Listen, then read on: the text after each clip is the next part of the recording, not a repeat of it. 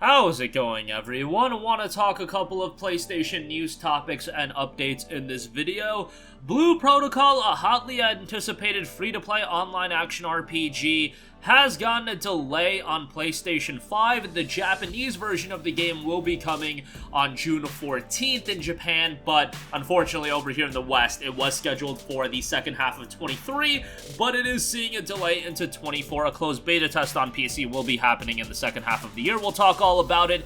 Dead Cells, Return to Castlevania is coming to PlayStation 5. Dead Cells has been one of those games I always talk up, and yeah, now you're getting a physical release as well, and it looks fantastic, so we'll talk that.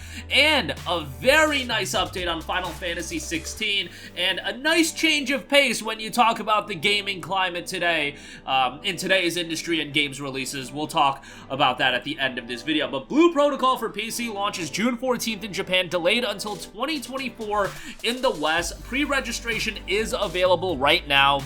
As far as exactly what time it's going to go live, we don't know, but Blue Protocol was due out for PlayStation 5, Xbox Series, and PC via Steam in the second half of 2023, and it is being published by Amazon Games, which I know some people saw that and were like, whoa, whoa, whoa, Amazon's publishing Blue Protocol. That does not inspire a lot of confidence, but, you know, the game looks fantastic, and Bandai Namco is involved with the release of the game. Bandai Namco Online today announced, however, a delay to 2024 for the Western release of Blue Protocol. A PC closed beta test will be held in the second half of 2023. Blue Protocol has been getting a lot of hype and anticipation, especially if you're a fan of the anime aesthetic. And on top of that, it's got a gorgeous cel-shaded art style, so definitely from a visual standpoint, it's catching to say the least. Blue Protocol is a beautiful cel-shaded multiplayer online action RPG that plays like an anime come to life with an immersive and compelling story, options to fully customize your character, and 5 unique classes to choose from at launch. Players can become the hero of their own fantasy adventure, cinematic main campaign,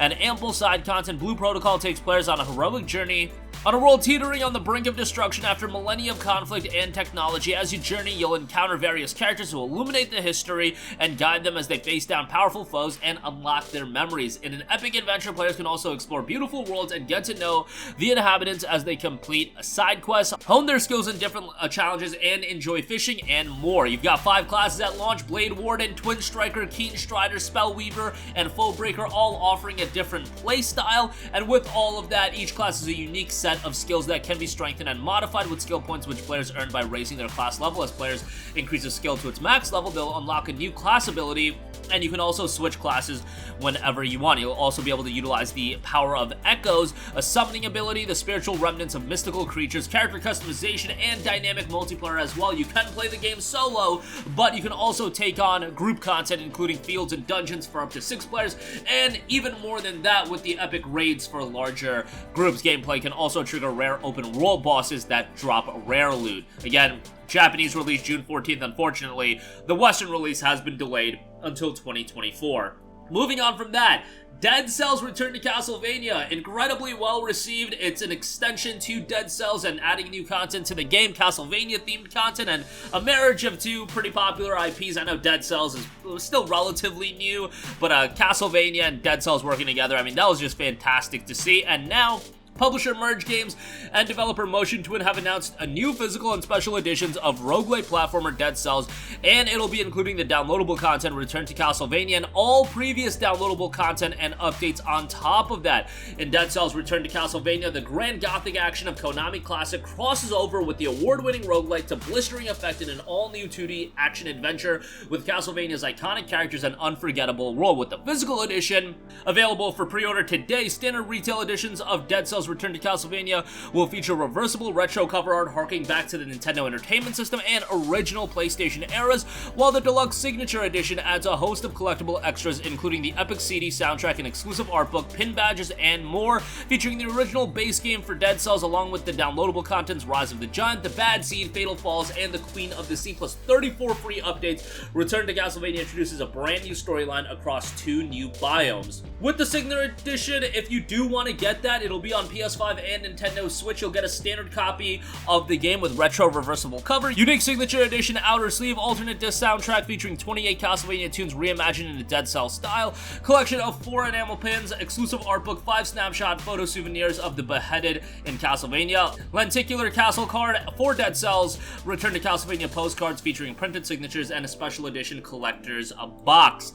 Pre-orders are live for the signature edition. They are $70, so keep that in mind, while the game itself, the standard edition, will be $44.99. Those are available at signatureeditiongames.com. Dead Cells is fantastic. Even if you don't buy this edition, it goes on sale all the time. I believe it's on PlayStation Plus Extra, so you can play it that way as well. Definitely a game I recommend you to check out. Lastly, don't really need to sell you guys on Final Fantasy 16. Seems like for several of you, myself included, it is our most anticipated game, of the year so far. I was gonna say of June, because June is such a stacked month with Diablo 4 and Street Fighter, but let's be honest, for a lot of us, FF16 is the game we were looking forward to the most going into this year. I love Jedi Survivor, outside of the technical issues, loved Hogwarts Legacy, loved the Dead Space remake, absolutely loved the Resident Evil 4 remake, but even with all that, FF16 is the game that I am so incredibly looking forward to, and all of the information we've gotten in the last few days just makes me even more excited for the game. And it was just noted, Final Fantasy 16 currently has no plans for a day one patch. The team is confident in the final build and believes the game should be ready to go at launch for people without internet. How about that? In an era where games are launching broken left and right, Square Enix and the studio behind FF16 is actually offering a game that is going to be good to go on day one. I know we probably shouldn't be celebrating like this is a good thing, and it probably should just be the standard, but man, it is nice to hear about that. It was also noted Final Fantasy 16 currently has no plans for DLC or non-game tie-ins like FF15 Kingsglaive. The Kingsglaive movie for FF15, it was okay, but it's not really anything I got really into. The team wants to see if players want to see more of Valisthea and Clive and then make a decision to develop DLC or spin-offs.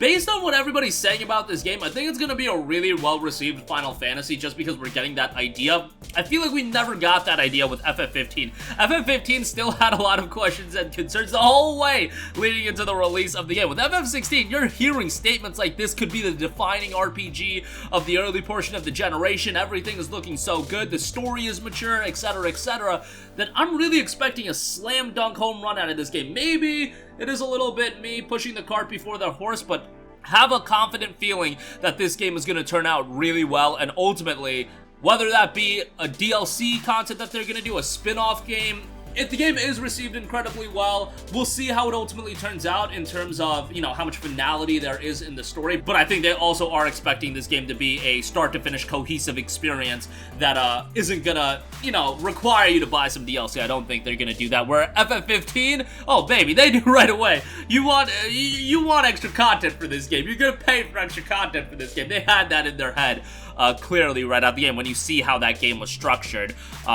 But nevertheless, exciting news on FF16, quickly approaching June 22nd for the release of that. And that's going to do it for me. Again, Blue Protocol will be launching on June 14th in Japan, delayed to 2024 in the West. Dead Cells Return to Castlevania getting a physical release and first time coming to PS5 on August 11th. And Final Fantasy 16 will be good to go on day one, lacking a day one patch. At least no current plans. And as far as DLC and spin-offs, we'll see how the reception is for the game, and then they're going to decide after that. That'll do it for me. Sound off with all of your thoughts in the comments section down below. Thank you for watching, and goodbye.